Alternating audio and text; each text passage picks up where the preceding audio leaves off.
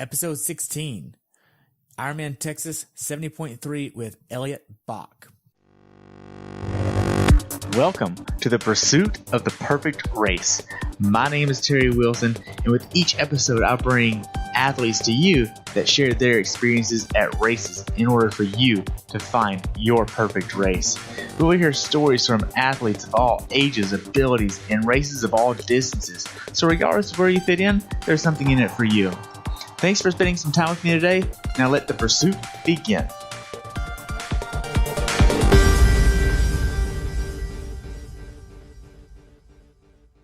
Hey everybody, thank you for tuning in today for another episode of the Pursuit of the Perfect Race. Today I have the pleasure of speaking with Elliot Bach, where he just had a great race at Ironman Texas 70.3 this past weekend in the frigid temperatures. He's still got a sub 4 hour race for the first time.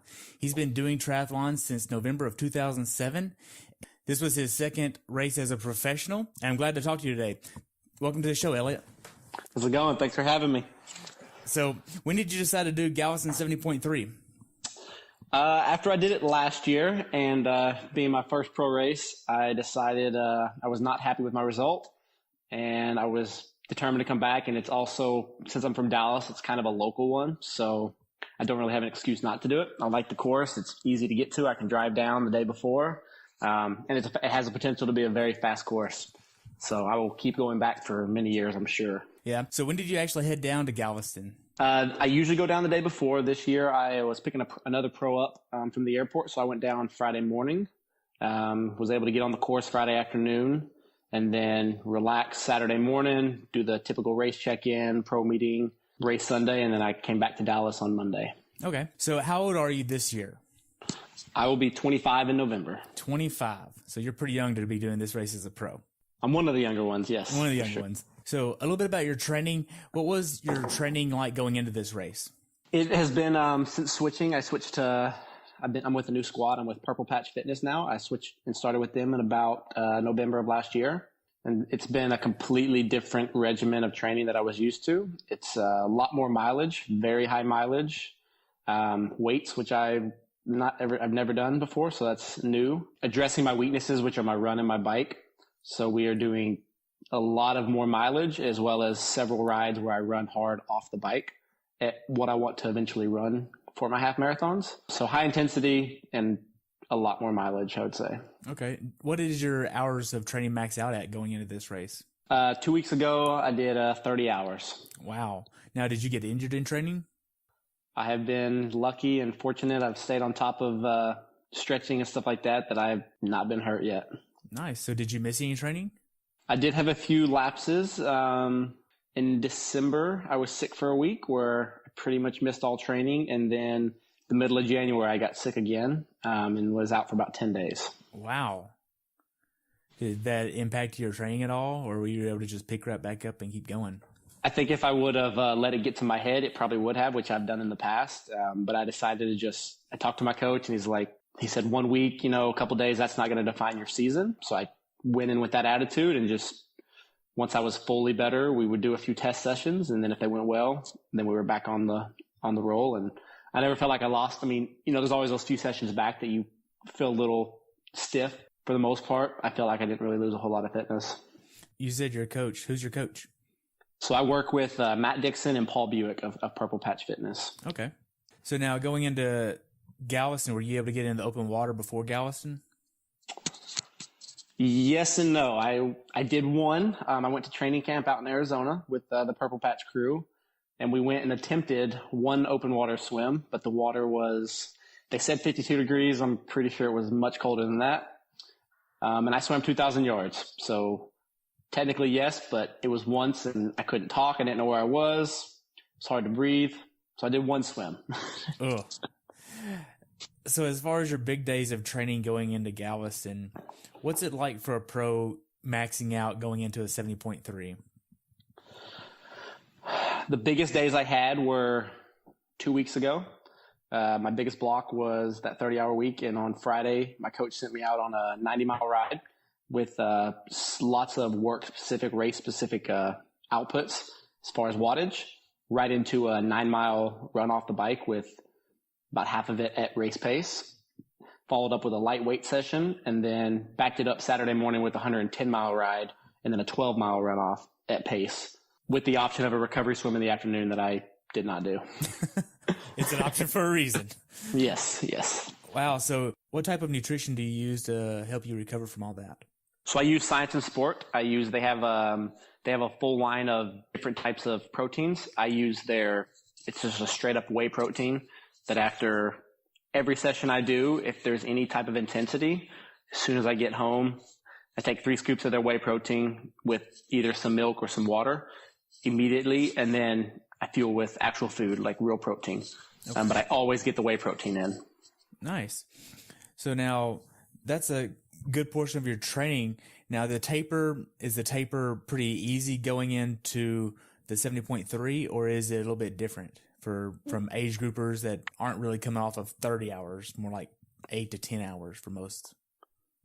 So there's, for me with my new coach and kind of what we're doing, we're experimenting in a way. So this whole year, especially for Galveston, we decided we were going to experiment with a very light taper. So typically in the past, I would taper 10 days out. That'd be my last hard sessions. And then I do some intensity, but lighter stuff. But for this one, I actually hit it pretty hard up through about Wednesday afternoon, and then a light day Thursday, and then about 2.5 hours on Friday, and about an hour and a half on Saturday. So it was about a 3-day taper for this one. Okay. So now once you actually got to Galveston and got checked in, went to the pro meeting and all that, what was the day before the race like for you? It was a little, I tried to, when I go to races, I try to stay calm, relaxed the whole time. I didn't sleep well Friday night, the first night I got there, but I knew there was a storm coming in. I knew it was going to rain. So I just decided I was going to get up early, get my ride done. So I got up and did about a 40-minute spin. It was up to an hour, but at 40 minutes, I felt like I had done enough. So I called it a day. And then I got off and did a 20-minute jog with a little bit of race-specific outputs. And then got a nice big breakfast in, put the feet up for a little bit. And then midday headed out and did a little open water swim just to see if the wetsuit still fit, because I haven't worn it in a very long time. And then about 1 in the afternoon, it's pretty much a wrap until the pro meeting at 4 p.m. So I tried to just get the workouts I need to, get them done, and then kind of go back to my condo and just kind of stay away from the hustle and bustle of everything, and just kind of get my feet up and just try to relax, hydrate, and kind of keep my mind off the race, actually. Okay. Do you have anything specific you like to eat the night before the race? I used to. I no longer do. I'm not a very picky eater. I pretty much eat whatever. I try to eat a lot, make sure I get a protein, make sure I get a veggie. But the last several races, it's been different. For this race, I actually had a bowl of pasta and a piece of chicken. And I actually didn't eat that much, but it felt like that was all I needed. And lots and lots of water. I try to hydrate like crazy. But for this race in particular, I actually did not eat a very big dinner. Okay. Night before the race, what time do you actually try to go to bed? I'm in bed. I was in bed at 8:15. I cannot fall asleep that early. I didn't really fall asleep until probably about 10 p.m. But I like to just shut everything off, shut my phone off, and at least get in the bed. But I typically I was wide awake at 4, so I typically don't get a ton of sleep the night before, which is, I don't think, as important as long as you're sleeping well leading up to it. So, okay. So you get up at 4. What's your morning look like?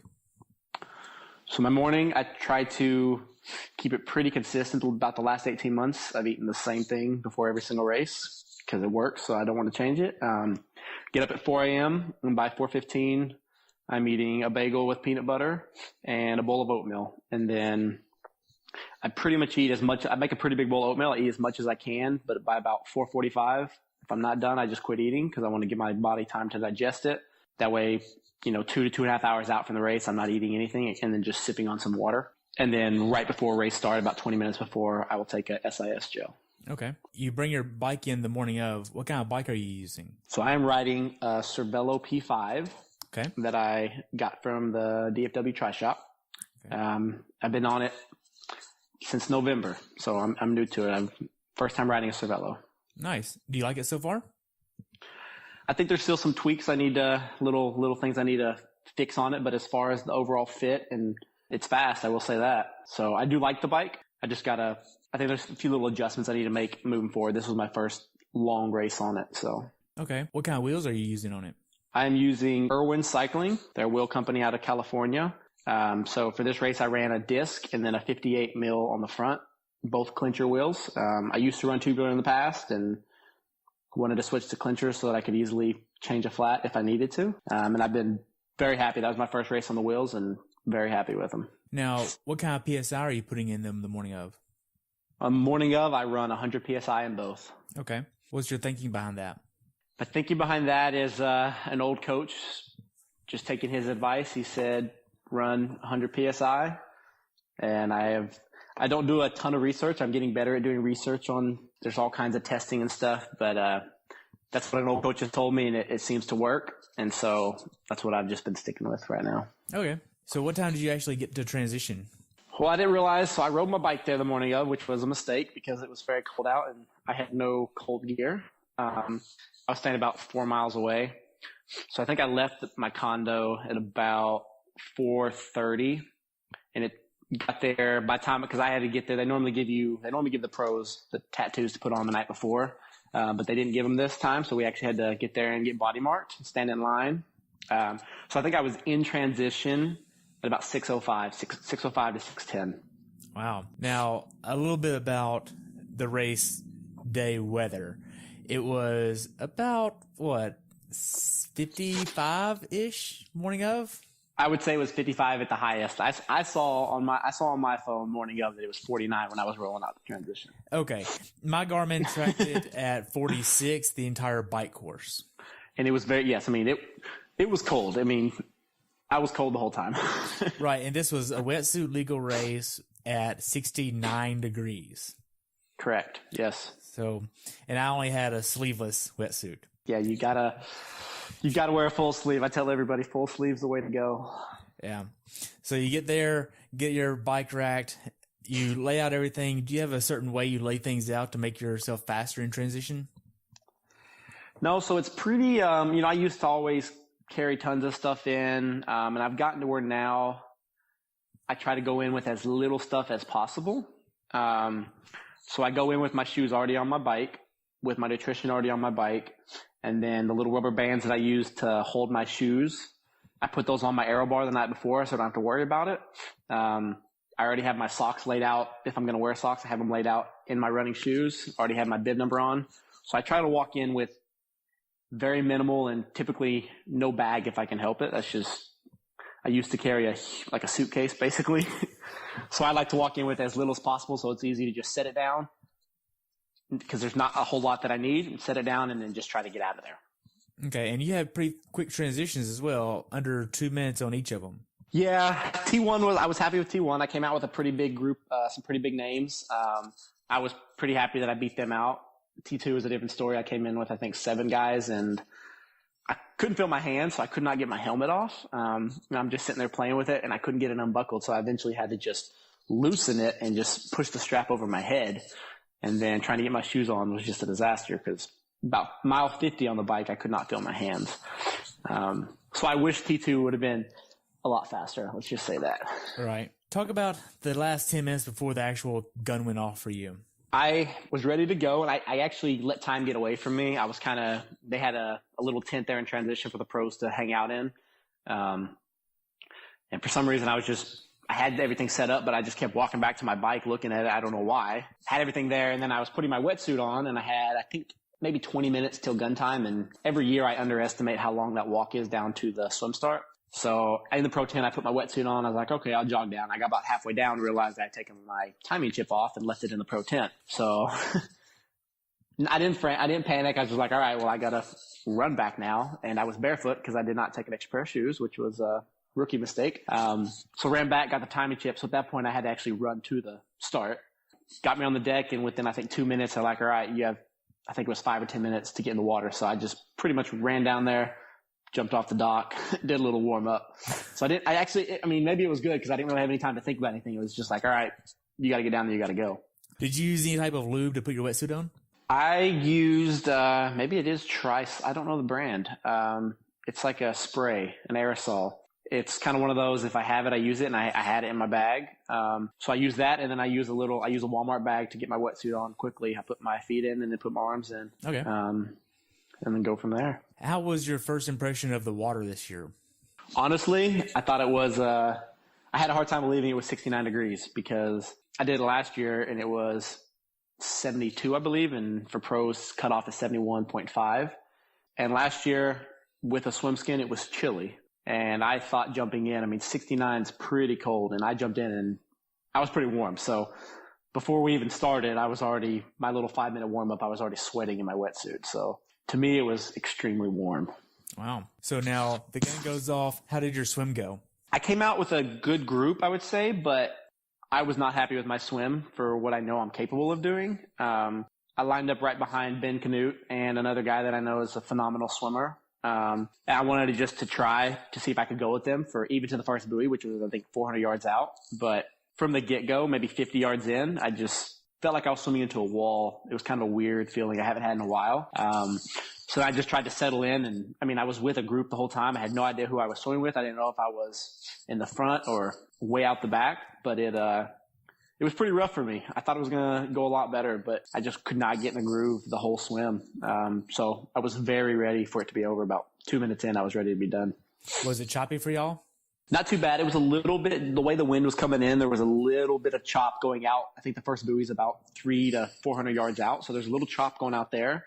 But once you make the left turn, it's a very long, somewhere around 1,000 yard, just straight shot.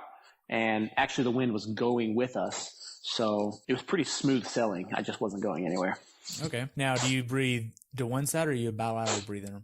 I do a little of all. So I started out breathing all three just so I could, bilateral, so I could see who's on my right, who's on my left.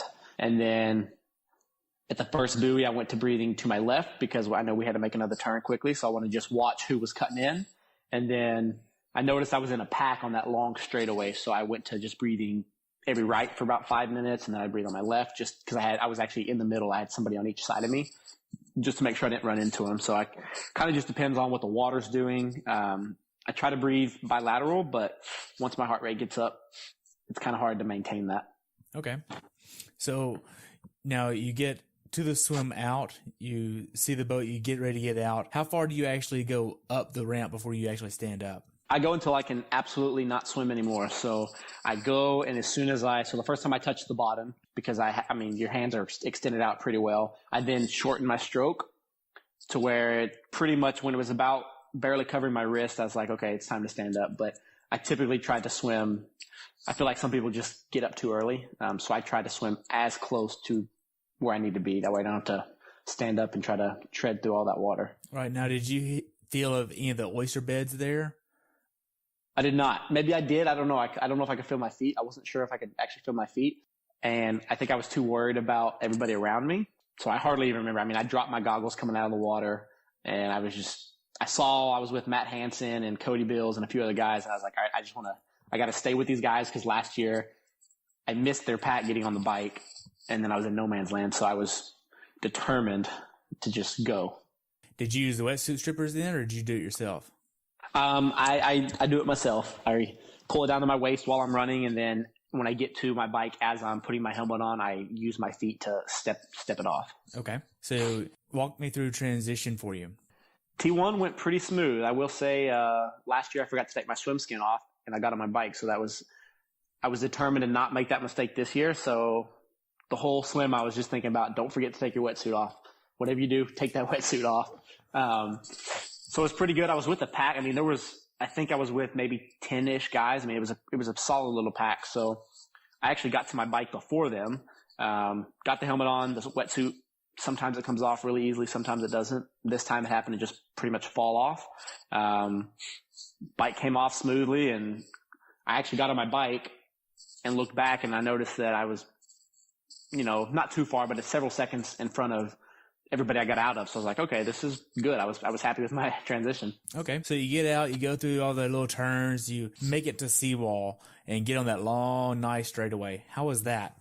Not as fast as let me rephrase that. It was very fast, I would say, going out.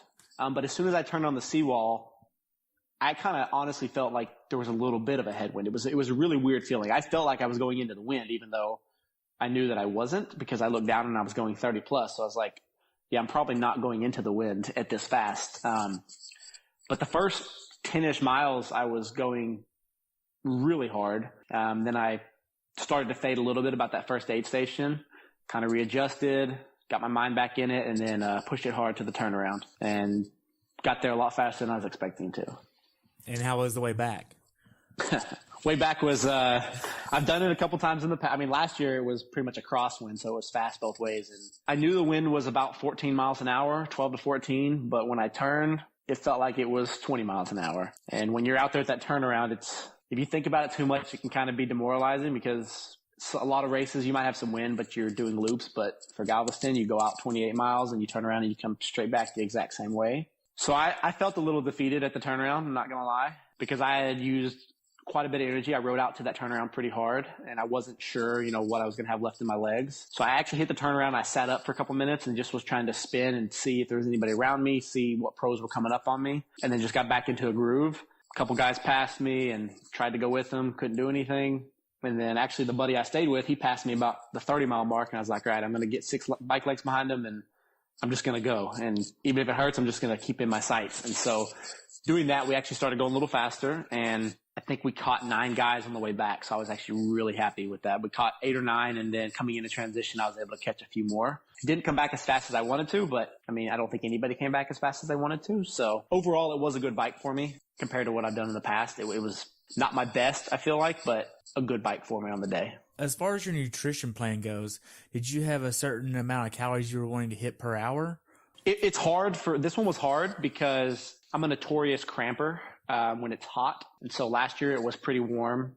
So this year I kind of was going in with a little bit of a different plan, going to kind of roll with it and see what happened. So I had my Science and Sport, my Go Electrolyte powder, which is about 150 calories per serving. So I double dosed that in the 2 bottles I had on my bike. And then I took 4 gels with me.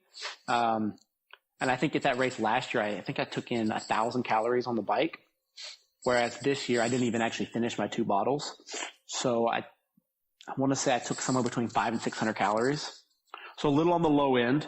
But I actually felt like that was one of my better executions of nutrition on the bike. Okay. So how many calories total did you consume on the bike? I consumed just under 600 total. Okay. And you weigh about how much, you think? Race morning, I was 171 pounds. Oh, wow. So now then, you had a 211 bike, so that's pretty fast. It was good for me on the day. I'll say that. That's not the best you'll see of me this year. Okay. I've got more in the tank. I've got to execute a little better. Now, the last few miles, you said that your hands started getting really cold. It was about 46 to 47, going by what my Garmin was saying on the race course, because I also raced this race. And it was really cold for me going 20 miles an hour, and you were averaging a lot faster than me. So I'm sure that you going through the headwind was a lot colder. How was it for you up there going that much faster? On the way out, you didn't really notice it because we had a tailwind. So I knew I was cold. I made the mistake of I should have put socks on. That's the one thing I regret. I should have put socks on the bike. So going out, I was like, I'm fine. I feel good. I can still shift. But coming back, because you're staying in aero essentially the whole time and you're not having to shift a ton, I didn't really realize that my arms and my hands were kind of going numb on me. And so about the 50-mile mark, I was starting to get really tired. And so I would shift down to a low gear, and then I shift to high gear, try to do low cadence, high cadence, just trying to mix it up. And then I noticed that I could hardly press my ETAP buttons. I could barely get the bike to shift, and I realized I couldn't even feel my hands. So coming back into, once we turned off the seawall, I couldn't feel my hands at all. I went up to the brakes and could barely pull the brakes and didn't know what. I was like, I don't know if this is a good or really bad thing. So the last probably 2 miles, I just was like, all right, I'm just not going to shift. I'm just going to go with it and see what happens. So now, did you do a flying dismount? It was a pretty slow dismount. I usually do a flying dismount, but I was not sure. I was kind of on the verge. My legs kind of felt like they were going to cramp when I stepped off the bike, and I couldn't feel my feet because they were also frozen. So I actually took it very conservatively. I slowed way down and just kind of took my leg over and just stepped down slowly because I wasn't sure if my leg was going to give out or what was going to happen. So I actually took it very slow. So that way you didn't fall over and wreck. Yeah, I didn't want to fall over. I didn't want to be that guy. So T2, how was that for you? Probably my slowest transition ever. I got the bike on the rack fine. That was no issue. I thought I had a little feeling in my hands, but when I went to try to take my helmet off and I could feel the button, but it wouldn't come undone. I sat there for probably a good 30 seconds and I'm like, and I even put both my hands on. I was like, I know my hand's on the button. I just had no strength in my hand. So what I did is I just eventually just loosened the strap and just pushed the strap over my head and threw the helmet down. So that was just step one. I was like, okay, I'm good to go. But then when I went to get my socks on, I struggled there as well. I could barely hold the sock. Wow. Now, you mentioned your helmet. Did you have an aero helmet you were using for this? I do. I've got an older gyro. I'm actually not sure how the correct term is or how they say it. You mentioned cadence a little bit. Did you have a cadence for the bike that you were trying to hit the whole time? I've been doing a lot of, in training leading up to this, I've been doing a lot of low cadence, trying to keep my heart rate low. But for this one, I had talked with my coach and we knew that for a course like this where there's not a lot of variation, you kind of have to create your own. So most of the way out, I tried to keep a very low, I say very low. It was in the low 70s and just trying to kind of keep it in the big gear and just grind away. At the turnaround, my quads were starting to hurt a little bit. So on the way back, I was trying to go I'd go several minutes low cadence, and then I was trying to put it in an easier gear and try to go up to 90, 95. And then I actually did a couple where I stood up, just try to create the variation for me. So I'd say it was mostly ridden in low cadence, but I did try to introduce some high cadence on the way back for sure. Okay. Were you trying to hit a certain power number or a certain heart rate number? I kind of know what my limits are, but going into this, I wanted to race those guys and kind of just roll with it. So for instance, I think mile 5, Matt Hansen came around me and I know he's a pretty strong cyclist. So I was like, all right, I'm going to try to go with him. I went with him and I was pushing 400, 420. And I was like, I just know I can't maintain that. So I backed off. So I did think I would ride a little higher than I did. But I think at the turnaround, I was averaging somewhere around 300. And then on the way back, I ended up averaging about 316 for the whole ride. So I did ride a good bit harder coming back, but I didn't want to hold myself to a power number. I wanted to just, there were some times where I was riding low watts. Sometimes I was riding high watts. I just kind of wanted to, if somebody passed me or I saw somebody in front of me, just trying to kind of learn to roll with it and kind of experiment in a way. Okay. Now, did you hit any traffic or congestion on the bike course? I actually didn't. It was pretty clear. The few intersections we had to go through, the lights, the police department was there, and it was actually pretty clear the whole course. Did you have any issues with your bike at all shifting or any mechanical issues with it? No mechanicals. You never know what's going to happen. I carry a flat changing kit and I'm prepared for it, but bike shifted clean, no issues, which is good because, a lot of people have issues. So yeah, I was lucky to have no issues actually. Okay. So now then you get done with T2 and you head out on the run. The temperature is probably about 50-ish around then. How was that? This is a 3-loop course. Did you have a strategy to go for this course? Well, my strategy after struggling to get my shoes on, I was honestly not sure how the run was going to go. I kind of felt like I was cramping, and I'm one of those that it gets to the point where if I step wrong my legs would just lock up. So I had no idea what was going to happen. But I did a lot of training runs where off the bike I was running at race pace or faster. So I couldn't actually feel my feet. I couldn't even actually get my race number, my belt on, because I couldn't get the thing opened. So for, I think the first mile, I was actually holding it in my hand till my hands warmed up a little bit. But I couldn't feel my feet the first 2 miles. So I actually went out way too hot. But my strategy was I wanted to run somewhere around 6-ish, between 550 and 6-ish pace for the whole thing was my goal. So I just went out.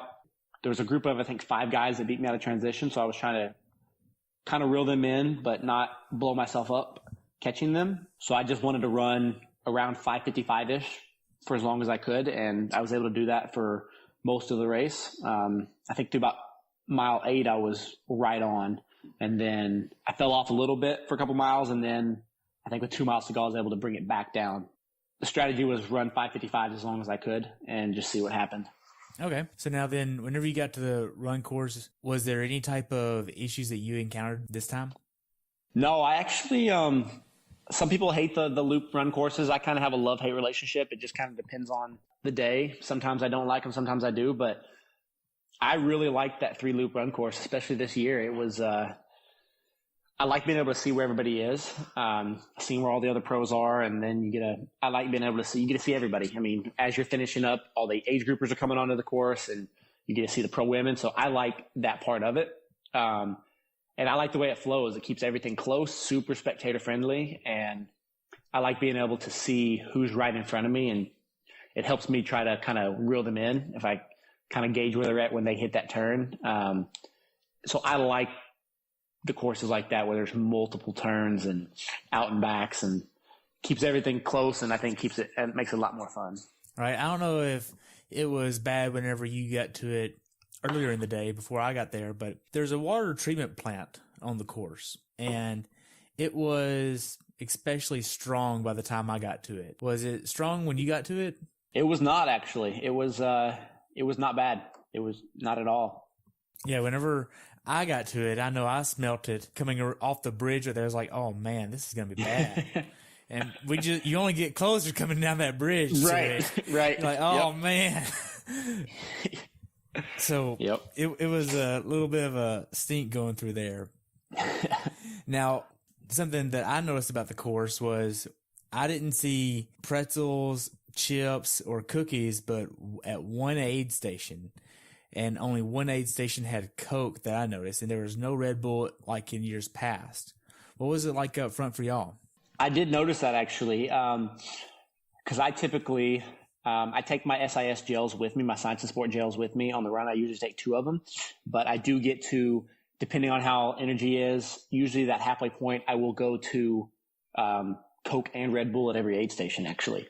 And I think maybe mile 4, maybe mile 5, I actually didn't really drink a whole lot on the course. I was taking water, maybe every other one, but I did call out for Red Bull and they're like, we don't have it. And I was like, what? Because in the pro meeting, they're like, they didn't say Red Bull specifically, but they're like, in years past, we'll have everything. We'll have the usual Gatorade, Coke, and blah, blah, blah. And so every race I did last year, every race there's typically always Red Bull on the course and there's Coke at every aid station. So that did actually surprise me. And I could have gotten frustrated, but I was like, well, it is what it is. You just got to keep going. But I was looking forward to that Red Bull, I will say. Yes, because I train all my long runs of 10 plus miles. Hey, at mile 7, I get a Red Bull. Like, I go out, put it there, and I know it works. My body's used to it. I know what it's going to feel like. And it was like, oh, well, I guess I'm not going to use it today. Yep, absolutely. Nice. So the last 800 yards, you're winding around, getting towards the finish. How was that for you? I was so the way that course is, you come around the swim start, and you're kind of zigzagging around the hotel and you're kind of out there by yourself. You're just out there by the water.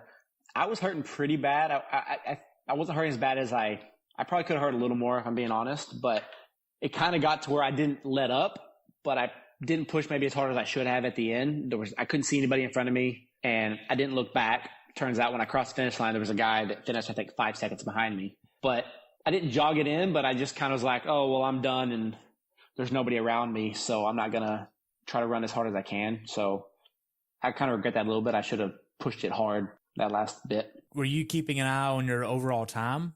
In the past, I would always track, I came out of the swim and am I going to hit my goal time? Am I on track?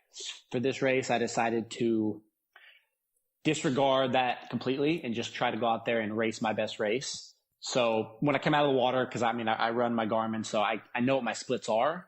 But I came out of the water, looked at my time, didn't think anything of it. I was like, all right, it's time to get on the bike and go.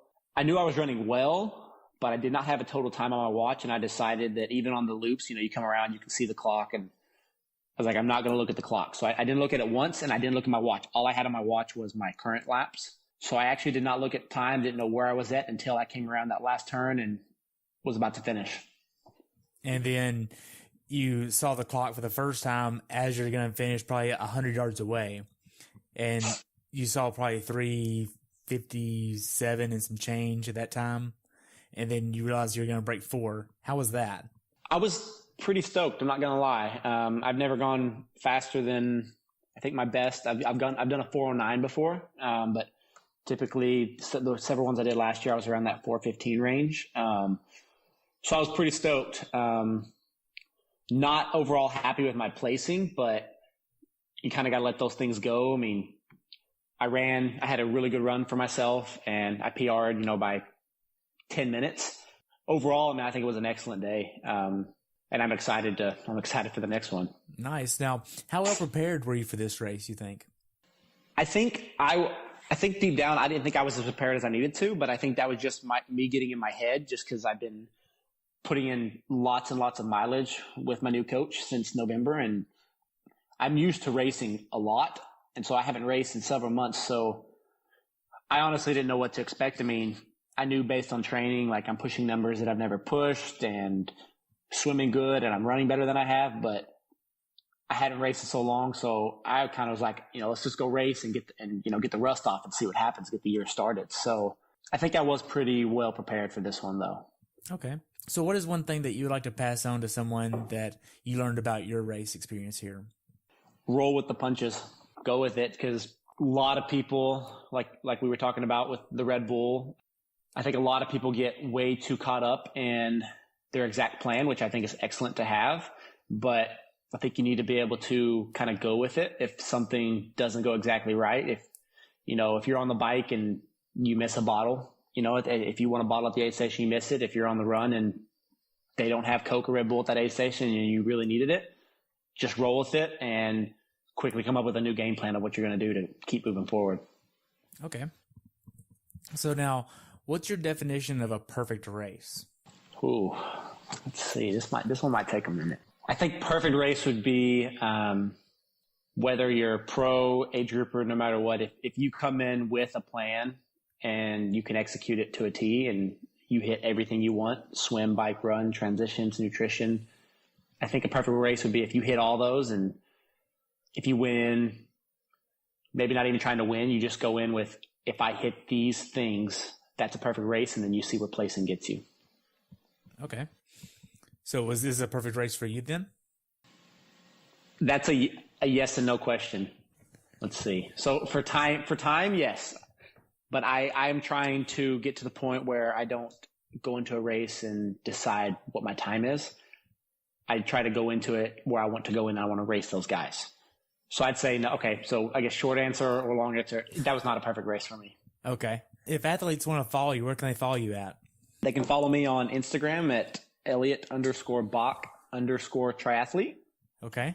And then I do have a Facebook page that's Elliot Bach Triathlete that I don't use a ton, but I do have it there.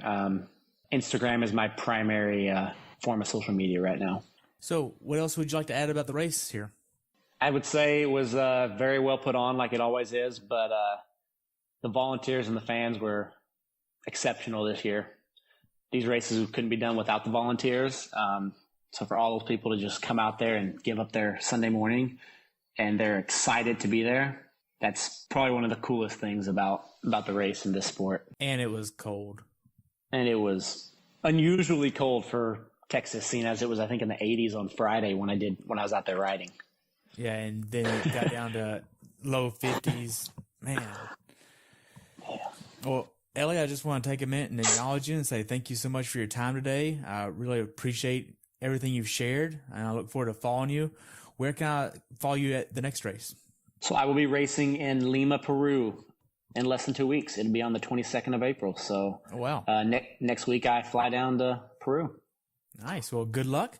And I'd love to have you back on and talk about Peru. I've never heard anybody do that race. It'd be exciting to hear what it's like with the travels and where you're staying and all that fun stuff. Awesome. Well, I want to just thank you so much, and I look forward to following you. You have a great day, okay? Appreciate it. Thanks for having me. You're welcome. Thanks for tuning in today. I hope you were able to learn something from today's episode. If you enjoyed the show, please take a minute to leave a review on iTunes or share it with a friend. Be sure to subscribe so you never miss an episode. If you'd like to see pictures from this athlete's race, learn more about who I am, what I'm doing, or be on the show yourself to share your story, check out my website at CoachTerryWilson.com. Until next time, continue the pursuit.